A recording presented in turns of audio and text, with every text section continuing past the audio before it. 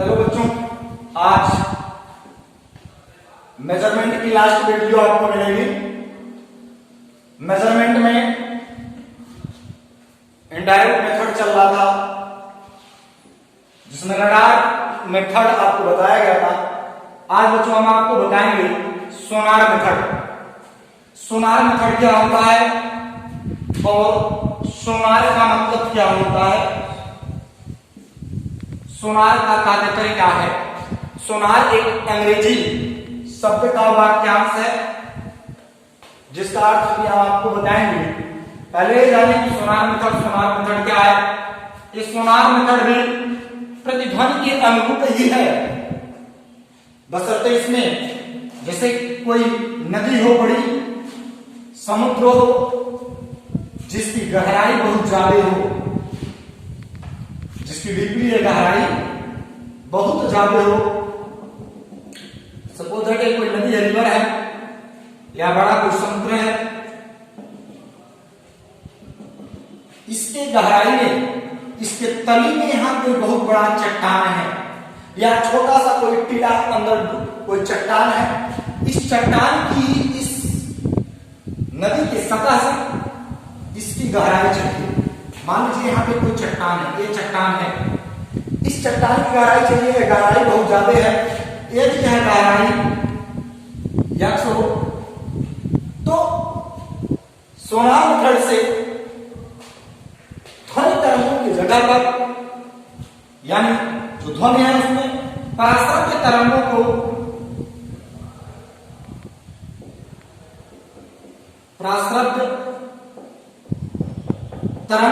इस सतह से नीचे एक दिशा में चट्टान की ओर प्रेषित कर दिया जाता है। किस तरंगों को?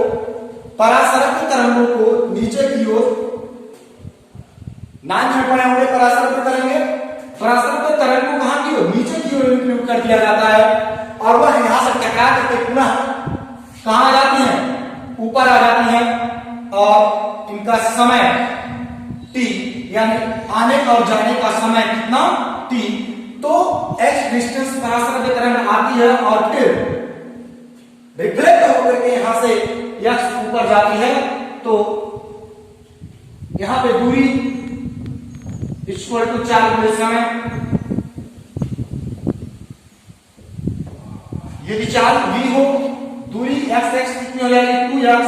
4 v है, समय कितना t है, तो x equal to v into t upon 2। Formula लगभग सबका वही मिल जा रहा है, कुछ का ही डिफरेंस आएगा।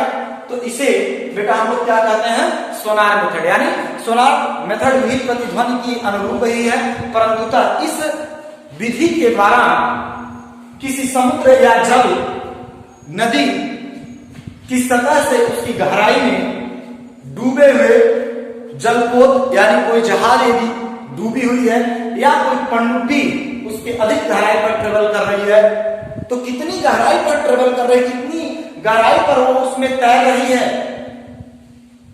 या कोई चट्टान है उस समुद्र के नीचे, उसकी गहराई क्या है, ऐसी गहराइयों को ज्ञात करने के लिए हम सोनार मेथड का उपयोग करते हैं, जिसमें इसके समतल से, इसके तल से, ऊपरी तल से, इसकी सतह से, यहां ऊपर से, इस सतह से पराश्रव्य तरंगों को कहां की ओर? नीचे की ओर भेजा जाता है और वह उस जहाज से या उस चट्टान से या जो भी उस जल में नीचे उसकी गहराई में छुपा हुआ है, उससे टकरा करके वापस आता है।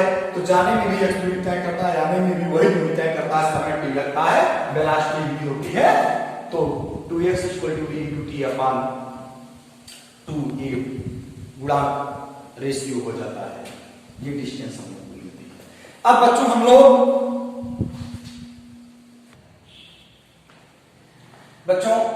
हमने कहा है अभी कि सोनार मेथड बता दिया गया। अब कैसे, वो आपने जाना। अब इसमें क्या जानना है कि ये सोनार क्या है? इंग्लिश शब्द का वाक्यांश है। क्या है इसका पूर्ण? इसका मतलब क्या होता है सोनार का? साउंड नेविगेशन रेनिंग, मतलब ध्वनि संप्रेषण एवं सर्वेक्षण, इस सोनार का तात्पर्य होता है। यानी घन में जो परासर तरंग है, अब उस परासर तरंग को कहां पे नीचे भेजा गया, जल की गहराई में, उस पहाड़ी या टीला या उस पनडुब्बी से टकरा करके फिर कहां वापस आ जाती है जहां से प्रेषित की गई। तो गई एक्स आई एक्स समय कितना लगा टी, तरंग किस वेलोसिटी से गई, v चार्ज से, जो हम लोगों ने x = v/t/2 राइट किया। सोनार मेथड क्या है आपके सामने लिखा गया। सोनार मेथड का मतलब पूछ लेता है एग्जाम में कि सोनार का तात्पर्य वाक्यांश अनुवाद क्या है, तो ध्वनि संप्रेक्षण एवं सर्वेक्षण विकल्प सही होगा। ठीक है, अब अगला जो टॉपिक है तो त्रिभुजन मेथड है हम लोगों का। त्रिभुज विधि क्या है, त्रिभुजन विधि क्या है हम लोगों की, इस पर चर्चा करेंगे हम लोग। कौन सा मेथड बच्चों, त्रिभुजन विधि। चलिए अगला तरीका सब डिस्टेंस मेजरमेंट विधि है। क्या है बच्चों, त्रिभुजन विधि।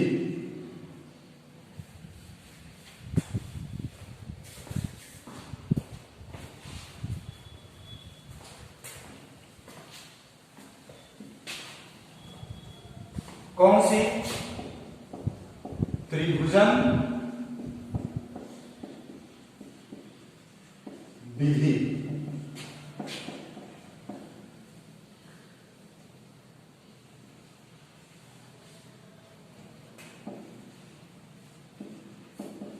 ट्रिंगुलेशन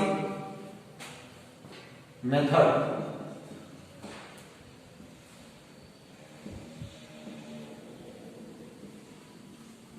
ये क्या होगा, इसमें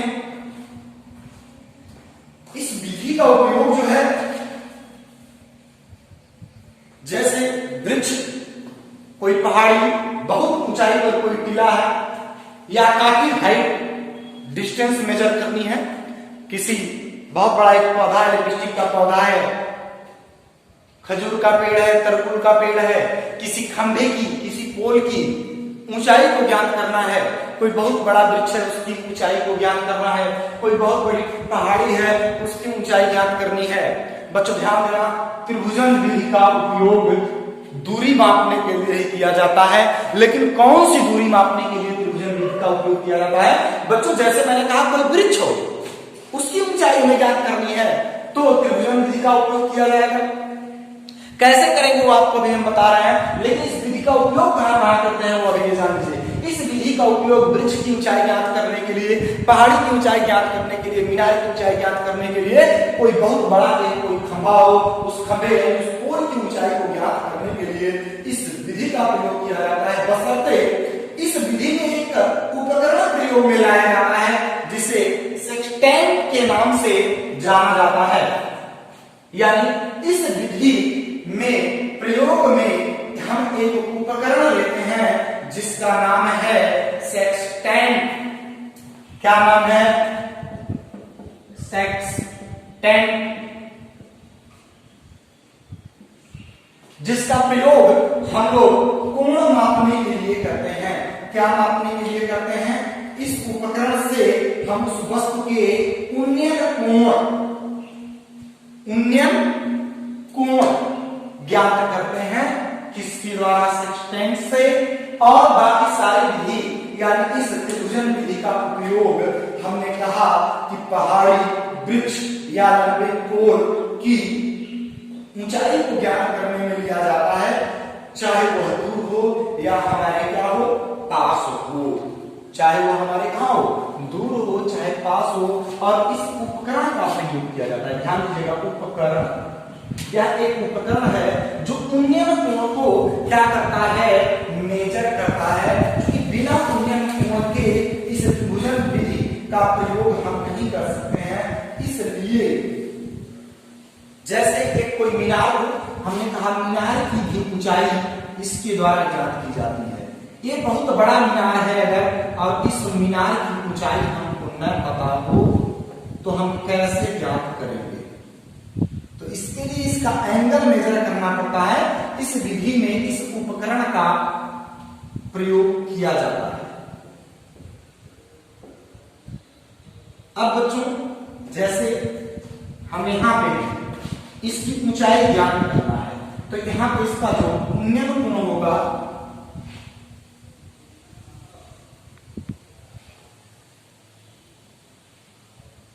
यहां पे ये एंगल अगर थीटा है तो कितना होगा, थीटा होगा। अब इस उन्नयन कोण को ज्ञात करने के लिए ये मीनार हो गया, ये मीनार की क्या होगी ऊंचाई, और यह मीनार की ऊंचाई इस त्रिभुजन विधि में ये हम लोगों को यह ज्ञात करना है। हम लोगों का जो प्रेक्षण बिंदु है ये है, यहां से देख रहे हैं प्रेक्षण बिंदु, ऑब्जर्वेशन पॉइंट।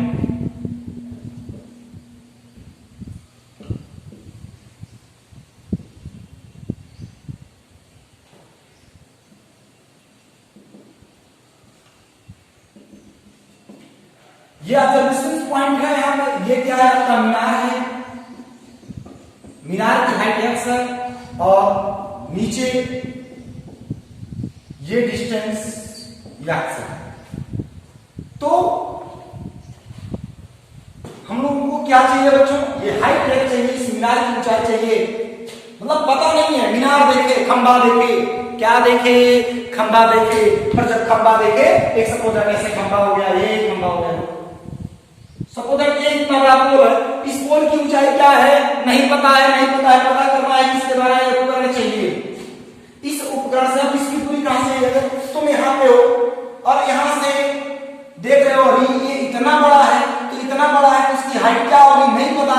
अगर यह उपकरण हो तो इसकी ऊंचाई हम क्या कर सकते हैं, ज्ञात कर सकते हैं बच्चों। तो कैसे ज्ञात करेंगे, यानी यहां से इसको देखेंगे तो रे आपकी ऐसे जाएगी, इसको ऐसे मिला दीजिए, यह कितना हो गया x, इसका उन्नयन कोण मेजर करेगा सेकंड मेजर करेगा, तो यह मेजर करके कितना बताएगा, जो भी उसकी वैल्यू आएगी वह उसे ही क्या करेगा, माप देगा। सेकंड होता है tan,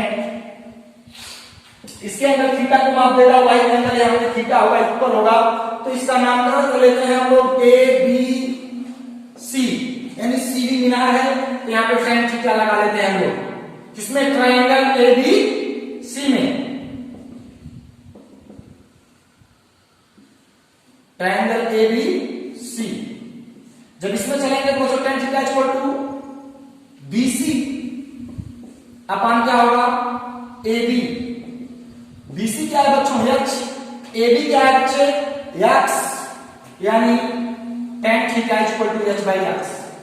तो बच्चों हमको क्या चाहिए, मीनार की हाइट चाहिए, तो h इक्वल टू कितना हो जाएगा, x tan थीटा। हार्मोन लिया, तो इस तरह से आप यह उपकरण बनवा लीजिए घर पे, और मीनार की कहीं जाइए तो मीनार की ऊंचाई क्या करिए, आपके गांव में लगे हुए खंबे की हाइट नापिए, किसी वृक्ष जिसकी हाइट नहीं पता है उस वृक्ष की हाइट की गणना आप कर सकते हैं, बशर्ते ये महंगा आएगा, ये आपको मिलेगा नहीं यहाँ पे, ठीक है। लेकिन खरीद लेंगे तो चाहे जिस पेड़ की ऊंचाई नाप दीजिएगा, पापा की हाइट मेजर करना है नहीं पता है कोई जरूरी नहीं है, पापा तो बहुत छोटे हैं, उनको तो मीटर से नाप लेंगे। लेकिन अब क्या करना है यहाँ पे, यानी ये ऐसे डिस्टेंस जो हाइट हमें ज्ञात ना हो, ऐसे कोण की हाइट जो हमें ज्ञात ना हो, ज्ञात करना हो, तो उसके लिए इसके जरिए हम उसके उन्नयन कोण को ज्ञात कर लेते हैं, और उन्नयन कोण ज्ञात करके हम h equal to x tan theta, theta की वैल्यू पुट अप करेंगे, मेजर कर लेंगे, tan में वैल्यू उसकी क्या है, और x डिस्टेंस तो ये आपको पता है ना, से डिस्टेंस या भी डिस्टेंस ज्ञात करने के लिए आपको इचो मेथड बताया गया है। जैसे इस खंभे की हाइट कितनी h है, तो यहाँ पे थीटा एंगल, तो tan थीटा इक्वल टू यहाँ पे क्या हो जाएगा h बाई x, लंब बटे आधार, तो x इक्वल टू कितना हो जाएगा h equal to x tan। ये हो गई बच्चों कौन सी आपकी विधि, त्रिभुजन विधि। इस तरह से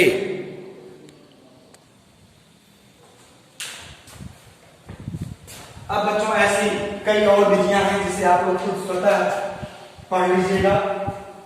अब हम आपको इसके बाद में द्रव्यमान का मेजरमेंट ऑफ मास है, मेजरमेंट ऑफ टाइम है, तो थ्योरेटिकल पॉइंट है जिसे आप लोग पढ़ लीजिएगा। और अब आपको बता दें कि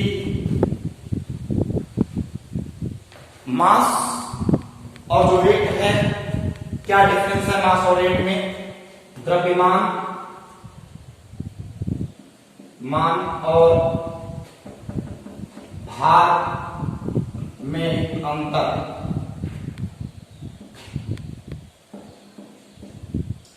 तो द्रव्यमान भार, बेटा द्रव्यमान क्या है? किसी वस्तु में निहित द्रव्य की कुल मात्रा को उस वस्तु का द्रव्यमान कहा जाता है। क्या कहा जाता है बच्चों? किसी वस्तु में निहित द्रव्य की कुल जो मात्रा है वह उस वस्तु का द्रव्यमान कहलाता है। भार क्या है? किसी भी वस्तु को पृथ्वी गुरुत्व बल से अपने केंद्र की ओर जिस बल से किसी भी वस्तु को अपने, यानी पहला क्या है? पहला है किसी वस्तु में निहित कुल द्रव्य की मात्रा को उस वस्तु का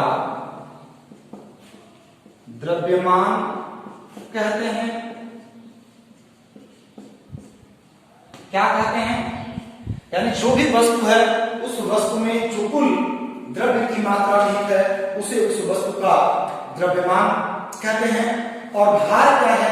यानी भार जिस गुरुत्वीय बल से पृथ्वी किसी वस्तु को अपनी केंद्र की ओर खींचती है, यानी भार जिस किसी वस्तु को जिस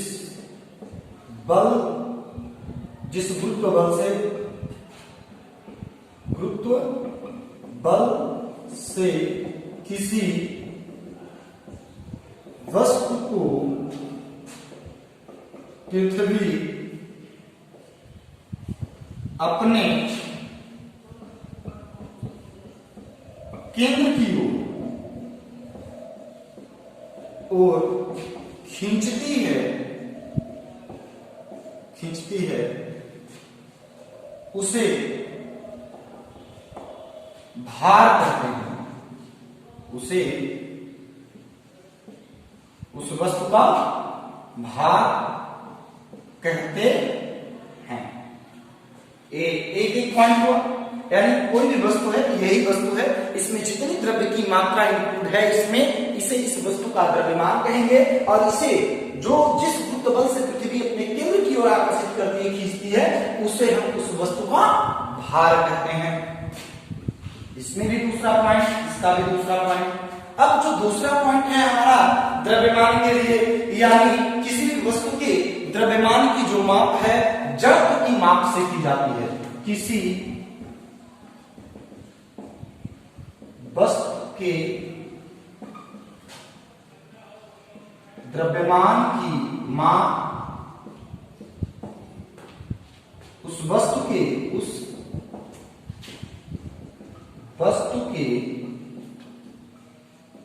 जड़त्व के माप से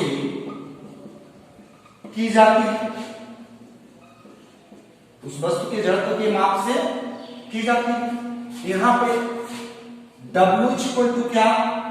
द्रव्यमान में गुरुत्वीय त्वरण यानी mg से किया जाता है। तीसरा पॉइंट, द्रव्यमान एक अदिश राशि है बच्चों। कौन सी क्वांटिटीज है? स्केलर क्वांटिटीज है। अभी आपको आगे पढ़ाया जाएगा। द्रव्यमान एक अदिश राशि है, यानी एक